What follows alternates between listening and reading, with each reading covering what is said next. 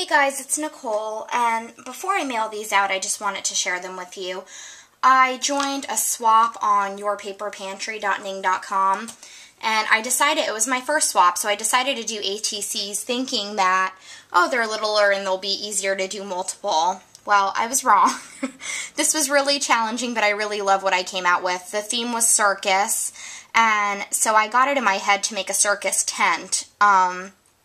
And that was a challenge. I don't sew, and I had to use a lot of fray-on so that the fabric wouldn't fray too much as I cut it, but this is sort of what I came up with, and it's got a little dangle here that's supposed to symbolize kind of like the curtain pole, and then I added some little peanuts since I went with the elephant theme. So I'm going to make my last one on camera and hopefully do a good job to complete it. I did some prepping beforehand because I've never done this on camera before, so I'm going to walk you guys through it. Okay. Hold on, let me just grab my, here we go, okay. First thing I did was I took some 2.5 by 3.5 ATC pre-cut paper. On the back, I stamped all my information that they requested. And what I did was I bought these from Lost Coast Designs, these ATC stamps that were unmounted, and they're really cute. They have a stamp with all the information on it, and there was about 6 different types of stamps with different decorative backgrounds, but this one reminded me of a circus, so I used it. Then, from the Le Cirque collection, I have the 8x8 paper pad, which looks like this, and I used the collage paper right there. I would show you a big piece, but I used it all. But that collage paper just had different posters on it, so I just cut it so that it would look like inside the tent there was posters on the wall. So the first thing we're going to do is adhere that down. Make sure I'm on camera because I'm not very good at this. Sorry guys. I know some of you are pros at doing stuff on camera and I'm just not. I typically show hauls or finished products. So, okay. Then you just line it up and mount it down. And it doesn't matter if it lines up perfectly or not because your curtain's going to cover some of it. Then the next step is I cut out this piece of paper, or this piece of material that's the width here, and I used fray-on on this edge, so you can see that this edge does not have any fraying, but see how this edge does? This is the edge we're actually going to cover, so it really doesn't matter. So what you're going to do is you're going to take your glue gun, and you're going to glue across the top here. My glue gun's dripping. Okay, so you do that, then you lay this piece down, align it right across the top, and just tap it. You guys are going to see my nails get really gluey. I sometimes hate using a glue gun because it's so messy.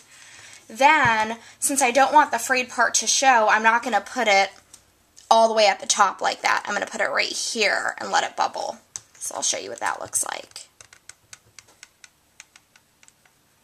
Just go right across there, and you're going to take this and lay it up here, just like that. And anything that's sticking out on the edges I cut out at the end. And then I might even touch it up with some fray-on afterwards. So that's that. Then I pre-made my curtains. I just cut 1-inch strips that were 3.5 inches long, and then I just tied some floss around them and kind of bunched them like a curtain.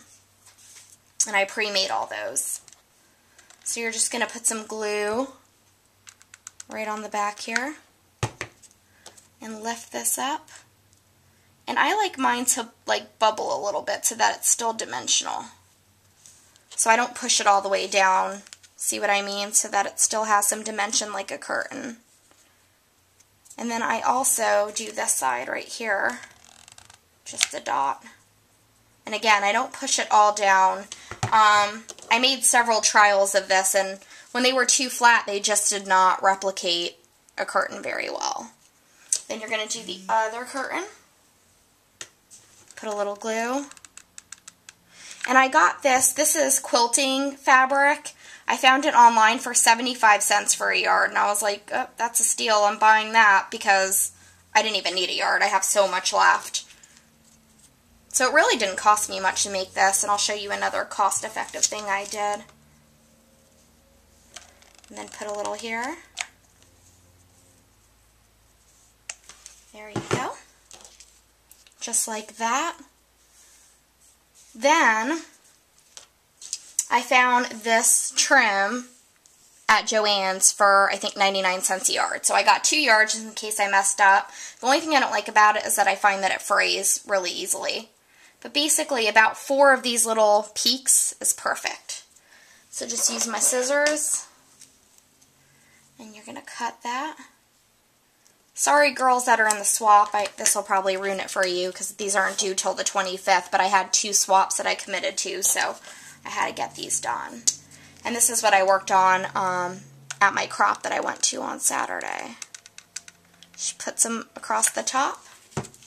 Then you're going to lay your border right there, and I don't know why, but to me this looks like a tent, a circus tent cover. And then you can cut these fraying pieces off. Just like that. So there's your circus tent. Then, to do the elephant, I just took some of this, I got this for 69 cents, this paper, and it kind of looks like leather.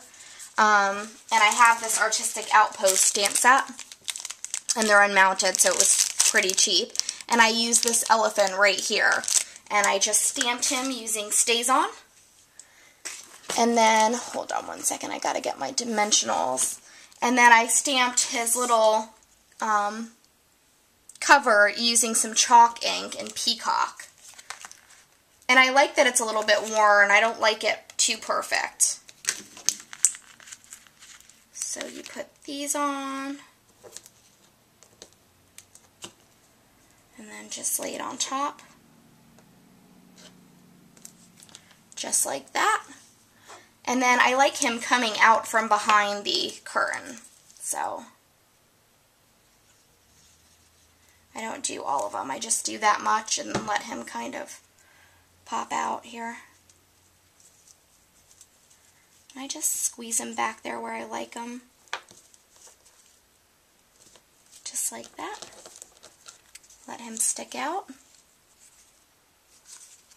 Okay. And then the last part, which I am probably not going to do on camera because it takes some time. But what you do is you just punch back here with your Crocodile. You punch a hole. And then I'm going to put an eyelet in there. And what I'm going to do is, I have some of this Blue Moon chain. And I used some of my tools to hang 2 peanuts, and I got these peanuts on an eBay seller. I actually had them in my stash, surprisingly, and I had 20 of them. I got 20 for $1.25, and I just use espresso alcohol ink to just kind of brown them up a little bit. And what I'm going to do is hang them right here from the eyelet. But I'm not going to do that on camera because I just got new tools, these things right here, which I highly recommend. I got them at Joann's.